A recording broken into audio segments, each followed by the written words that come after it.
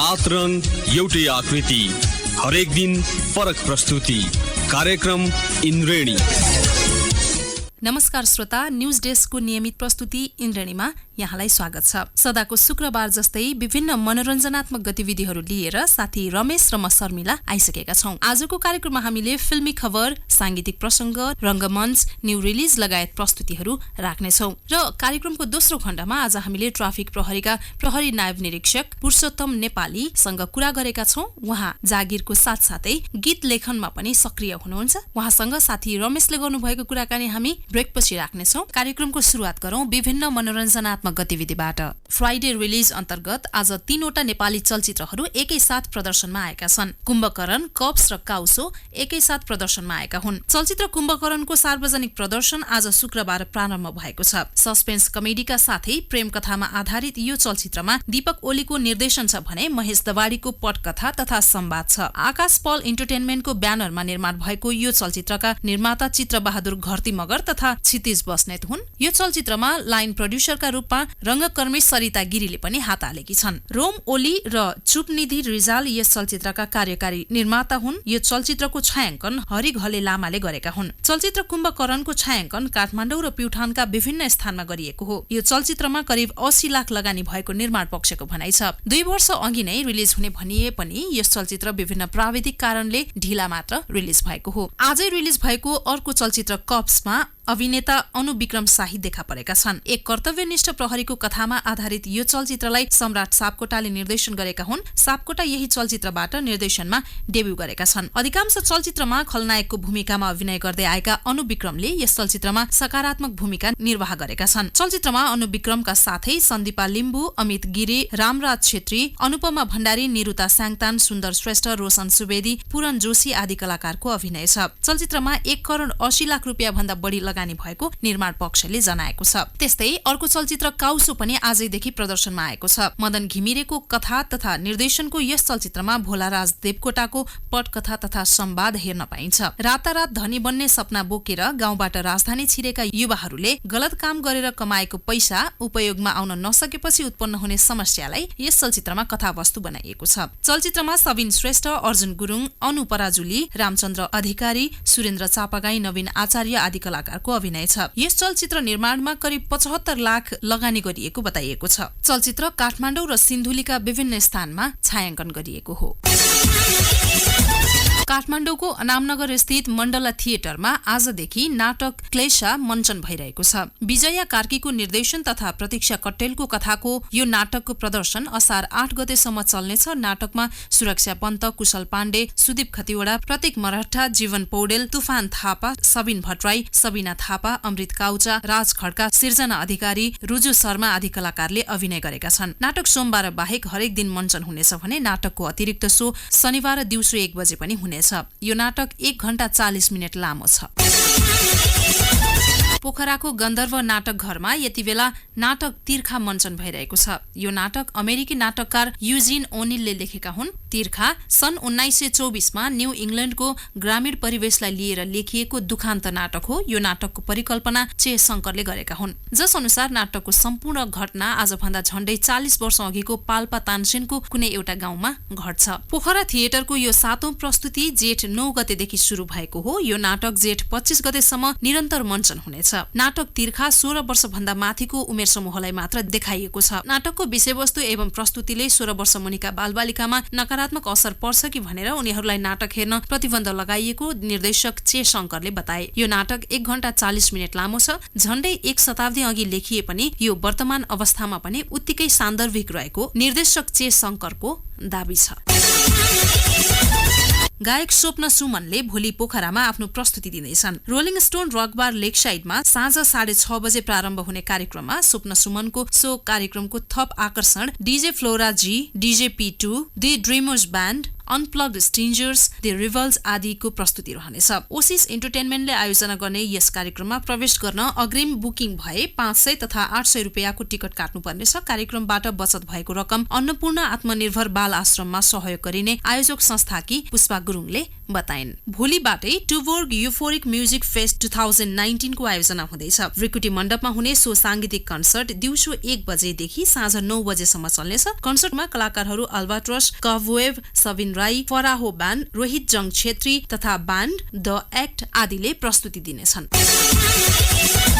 Mrs हङकङको 2019 संस्करण स्थगित गरिएको छ। आयोजक संस्था नेपाली महिला संघ हङकङले एक जानकारी सभाको आयोजना गर्दै सो कुरा बताएको हो। अब मिसेस हङकङ हरेक 2-2 वर्षमा आयोजना हुने संघ अध्यक्ष टीका गुरुङले बताइन्। विजेता महिलाहरूलाई सामाजिक कार्य गर्न पर्याप्त समय नभएको भन्दै प्रतियोगिताको समयावधि बढाइएको हो। विदेशी भूमि, कामको चटारोसँगै वैवाहिक जीवनलाई व्यवस्थापन गर्ने जिम्मेवारी पनि भएकाले पर्याप्त समय चाहिएको आयोजकहरूले बताएका छन्। गत वर्षको प्रथम मिसेस हङकङको उपाधि पविता पुमा राईले जितेकी थिइन्। मिसेस हङकङले मिस नेपाल श्रृङ्खला खतिवडासँग चेपाङ बस्तीमा स्वास्थ्य चौकी निर्माणमा सहयोग गरिसकेको छ भने अन्य सामाजिक गतिविधिमा पनि आफूलाई समाहित गरिरहेको छ। कार्यक्रममा पालो भएको छ छोटो ब्रेकको। ब्रेकपछि हामी ट्राफिक प्रहरी नायब निरीक्षक तथा गीतकार पुरुषोत्तम नेपालीसँगको कुराकानी लिएर आउने नै। 7 रङ एउटै आकृति, हरेक दिन फरक प्रस्तुति। कार्यक्रम इन्द्रेणी। छोटो ब्रेकपछि यहाँहरूलाई फेरि पनि स्वागत छ कार्यक्रम कला इन्द्रेणीमा। कला इन्द्रेणीका साथमा सदा जस्तै रमेश र म शर्मिला छौं। सोलुखुम्बुको पासाङ ल्यामो गाउँपालिका 2 को लुक्लामा जन्मिएका पुरुषोत्तम नेपाली ट्राफिक प्रहरीको प्रहरी नायब निरीक्षक पनि हुनुहुन्छ। विद्यालय जीवनदेखि नै गीत र कविता कोर्न सिपालु नेपाली यस क्षेत्रमा करिब 2 दशकदेखि सक्रिय हुनुहुन्छ। जागिरे जीवन र गीत लेखन कर्ममा उत्तिकै सक्रिय गीतकार नेपालीसँग सहकर्मी रमेशले गरेको कुराकानी अबको क्रममा। पुरुषोत्तम सर, यहाँलाई स्वागत छ कार्यक्रम इन्द्रेणीमा। हस्, धन्यवाद। ट्राफिक प्रहरीमा हुनुहुन्छ। हजुर। प्रहरी नायब निरीक्षक हुनुहुन्छ पेशागत रूपमा, साथसाथै संगीत क्षेत्रमा गीतकार कविको रूपमा सक्रिय हुनुहुन्छ। हजुर। कसरी चलिरहेछ जीवन? जीवन कस्तो छ? जीवन चलाउनको लागि जीवन स्मुथली आफै चल्ने रहेछ जिन्दगी, र जीवनलाई कसरी चलाउने भन्ने कुरामा चाहिँ आफ्नो हातमा, आफ्नो कर्ममा भर पर्ने रहेछ। म पेशाले नेपाल प्रहरीको सब इन्सपेक्टर रहे तापनि गीत सङ्गीतको विद्यार्थी, गीत सङ्गीतलाई म माया गर्ने मान्छे भएको कारणले गर्दाखेरि पनि गीत सङ्गीतमा केही गरौँ अथवा गीत सङ्गीतको सृजना गरौँ जस्तो चाहिँ लागेर म सदैव केही गीत सङ्गीतको क्षेत्रमा केही एक्टिभिटिज गरिरहँ, क्रिएटिभ काम गरिरहँ जस्तो चाहिँ लाग्छ।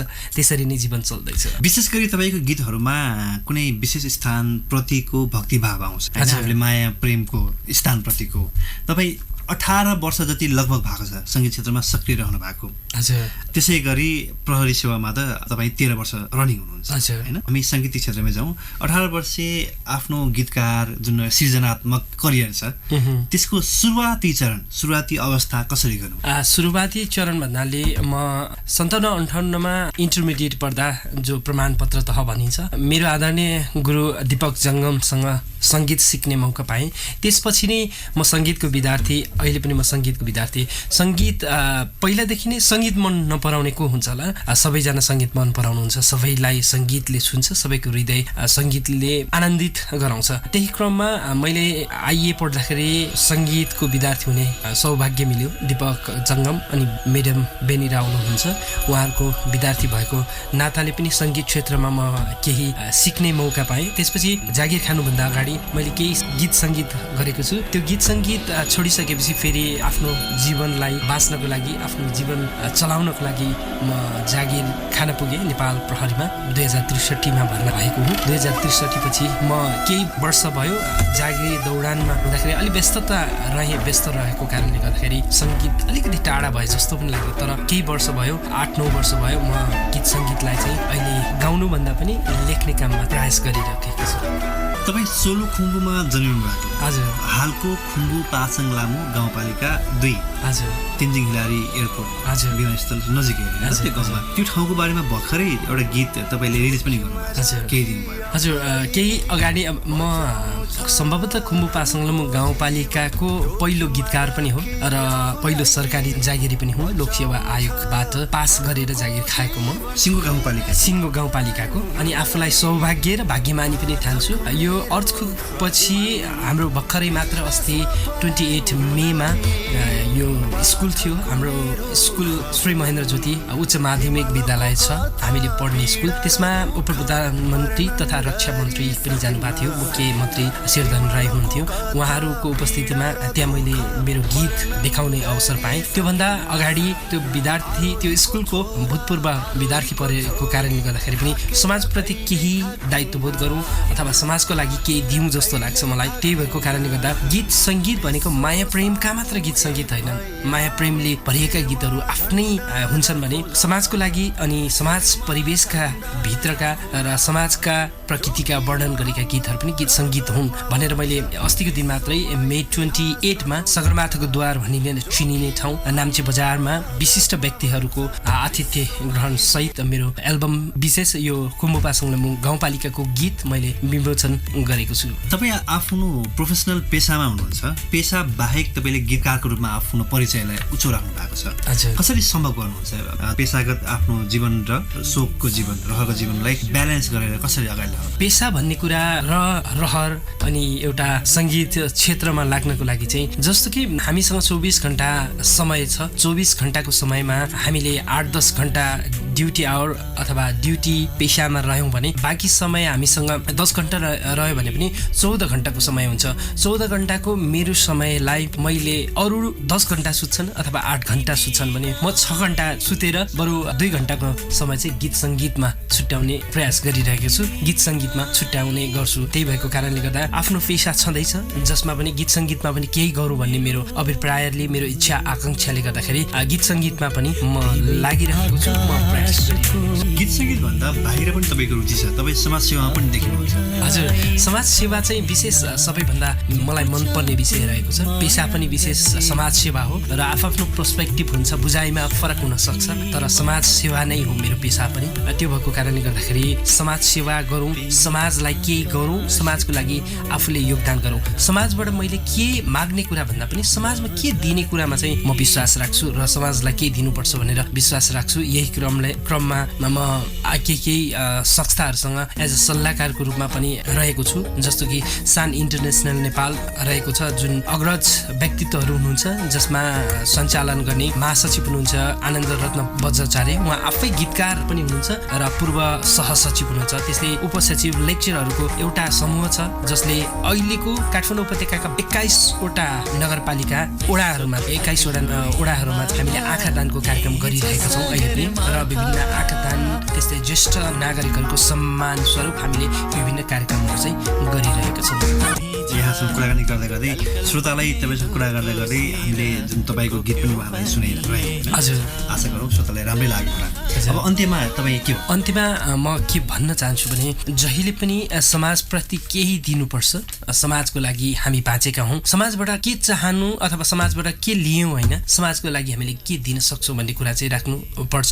समाजप्रति दायित्वबोध गर्नुपर्छ। म एउटा सरकारी जागिरमा केही थोरै रकम जम्मा गरेर मैले 72 सालको भूकम्पमा 2 महिनाको तलब जम्मा गरेर 82 घर परिवारलाई आफूले सके जति मैले सहयोग गरेँ। काभ्रेमा गएर यो मेरो गर्वको विषय, आफूलाई गर्व पनि महसुस हुन्छ र आफ्नो तर्फबाट समाजलाई के गर्न सकिन्छ भन्ने कुरा चाहिँ सधैँ गर्नुपर्छ र सकारात्मक सोच्नुहोस्, सकारात्मक गर्नुहोस्, सदैव सकारात्मक काम गर्नुपर्छ। गीत सङ्गीतलाई माया गर्नुहोस्, यो भयो भने र सबैभन्दा बढी र ठुलो कुरा चाहिँ सकारात्मक सोचेर अरूलाई सम्मान गर्नुहोस्। रेस्पेक्ट भन्ने कुरा जहाँ पनि हुन्छ, कल्चरको रेस्पेक्ट भयो, ट्रेडिसनलको रेस्पेक्ट भयो, अनि कानुनको रेस्पेक्ट भयो, जहाँ पनि रेस्पेक्ट गर्नु भयो भने त्यो आफै मिलेर जान्छ। रेस्पेक्ट गर्नुहोस् अरूलाई, धेरै धेरै यहाँलाई पनि धेरै धेरै धन्यवाद दिन चाहन्छु।